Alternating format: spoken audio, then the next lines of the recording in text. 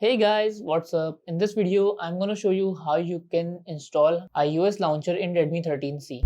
So for installing, all you guys have to do just go to Play Store and then search for Launcher OS. So this application appears, just click on install. It may take some time, but make sure you have a strong internet connection for this. Okay, after downloading, all you guys have to do just click on open. Okay, now after opening this, just select English and then click on done. As you see these window appear, just click continue here, again continue and then click on get started. Then click on close. After that, as you see the hello icon like an iPhone has appeared now, just tap on your screen to start explore OS. After that, just click do not show again and then click on set as default.